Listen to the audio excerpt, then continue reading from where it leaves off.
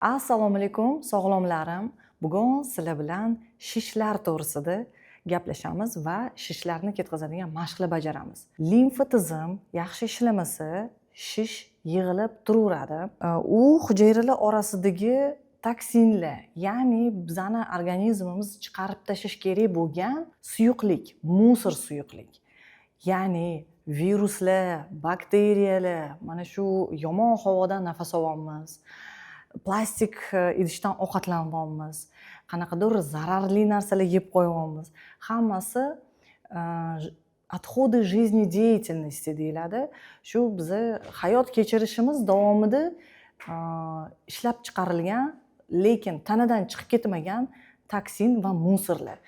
Bu toksinlarni chiqarib yubormasak organizmdan biz ko'p kasal bo'lamiz. Chunki toksinlar chiqib ketmagan tana judayam viruslarga, bakteriyalarga, hattoki rakoviy kletkalarga yaxshi muhit bo'lib qoladi. Ular mazza qilib ko'payishadi.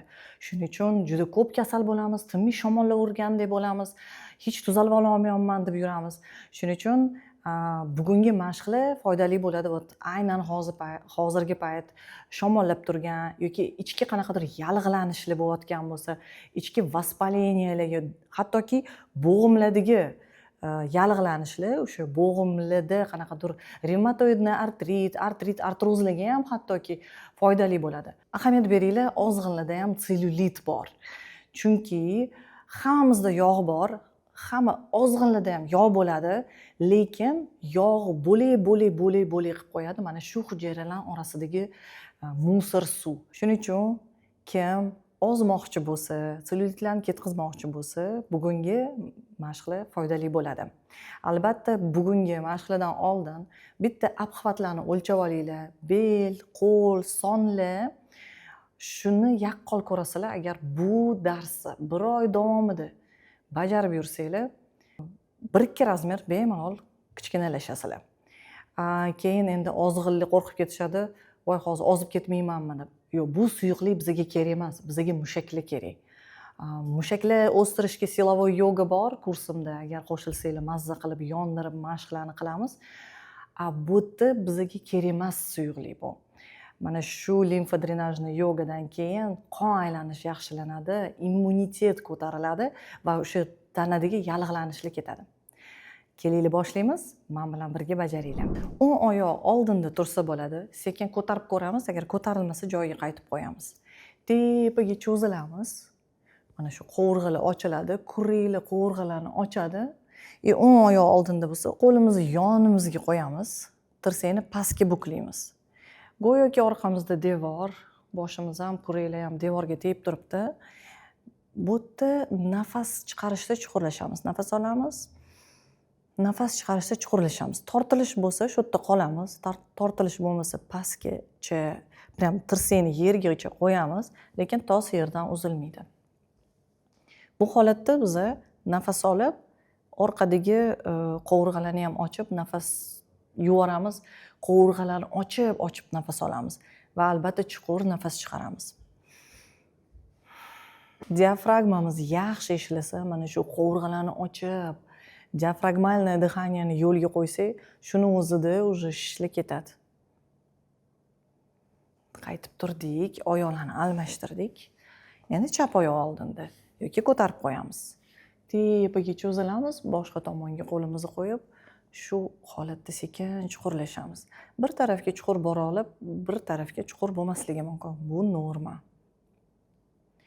Nafas chiqarishda chuqurlashib, endi nafasimizni yuboramiz, qovurg'alarni ochib, orqa qovurg'alar ham ochilyapti.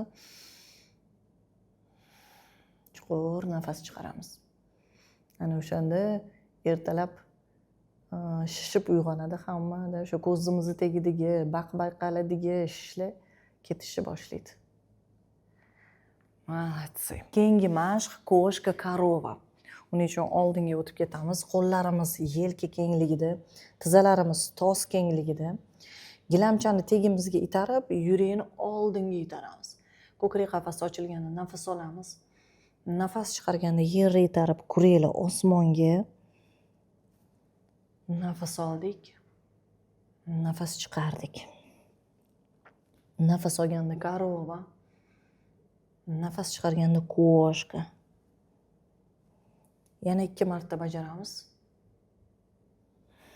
Bu mashqni cheksiz bajarsa bo'ladi. Juda ham foydali i gormonlarga, i umurtqaga.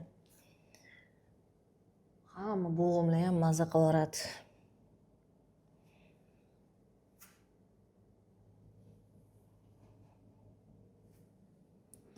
Молодцы. Keyingi mashq. Turib olamiz. Keyingi mashq qo'llarni aylantiramiz, chunki qo'ltig'imizda limfa tugunlar bor, ularni aktivatsiya qilib yuborish kerak. Bekorga aylanmaymiz, oyog'imiz ham uchiga turadi va tovonga o'tamiz. Bu yerda tos orqaga ketib tovonga o'tmaymiz, tos joyida turadi. Qo'llar aylanveradi. Nafas oldik, nafas chiqardik. Chuqur nafas olishda gap ko'p. Chuqur nafas olsak, bizani limfa tizimimiz o'zi shu nafas o'zida ham yaxshi ishlaydi. Boshqa tomonga oyoqlar davom etaveradi. Boshqa tomonga. Oyoqni uchiga, tovonga o'tiradi. His qilasizlar, что boldirimiz, o'sha икроножная мышца yonishni boshlashi kerak.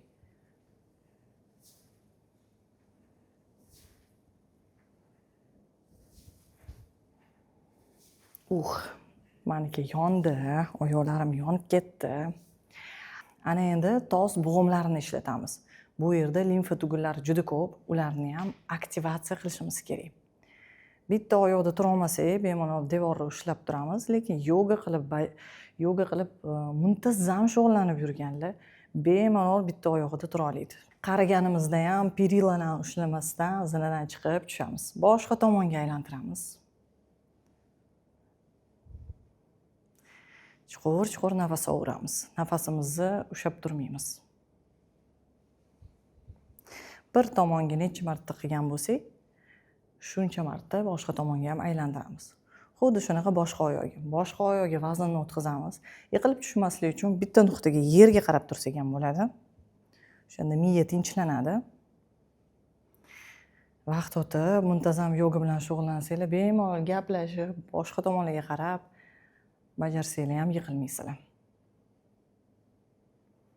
Boshqa tomonga aylantiramiz.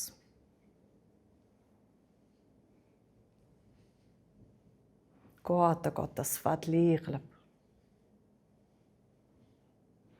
Chuqur nafas olib. Молодцы. Endi qo'llarimizni tagiga urib chiqamiz. Tepadan pastga. Oxirida qo'ltig'imizga 5 marta. Tepadan pastga.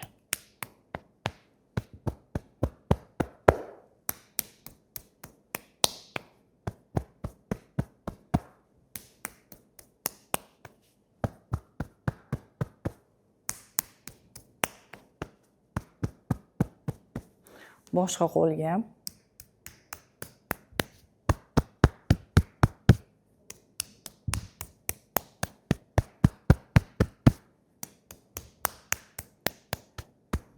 Yana 2 marta. Chuqur nafas olib turish esingizdan chiqmasin.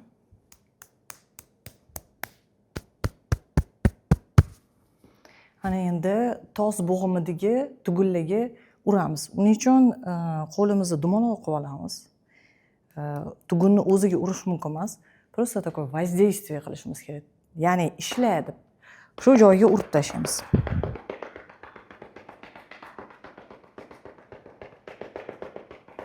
Молодцы.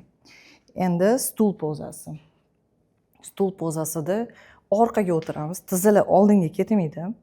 Harakat qilamiz, tizzlar tovon tepasida qolsin. Go'yoki orqada stul, biz stulga o'tiramiz. Faqat tos orqaga chiqib ketmasin, tos chanog'ini o'zimizga tortamiz.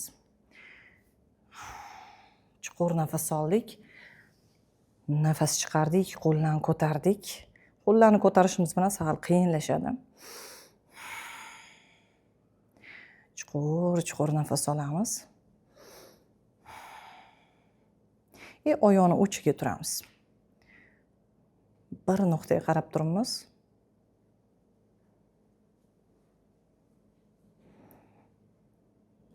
Damob tushib, agar qiyin bo'lsa, qiyin ko'rinayotgan bo'lsa, bemalol to'xtab, dam olib, videoni to'xtatib, yana davom ettirib ketsanglar bo'ladi. Yogada o'zini qiynash yo'q. Yogada o'zini eshitish bor. Tovonlarni qo'ydik, pastga engashamiz. Bu yerda o'tiramiz. Nafas oldik. Nafas chiqarganda yana pastga engashamiz. Pastga engashganda juda qattiq tizzani orqalari tortilsa, tizzada buklangan holatda qolsa bo'ladi. Raschashka yaxshi bo'lsa tekislaymiz. Nafas oldik. Nafas chiqardik. Nafas oldik. Nafas chiqardik.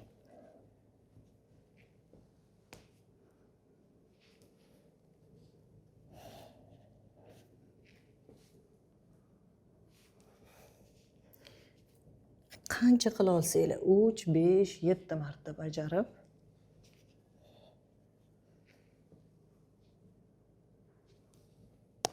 Молодцы. Keyingi mashq uchun o'tirib olib, sekin yotamiz. Oyoq qo'llarni tepaga ko'tarib, vibratsiya beramiz. Baxtli tarakan. Vibratsiyani bir tomonga, boshqa tomonga, ikkala oyoqni unaqasiga, bunaqasiga xohlaganimizcha.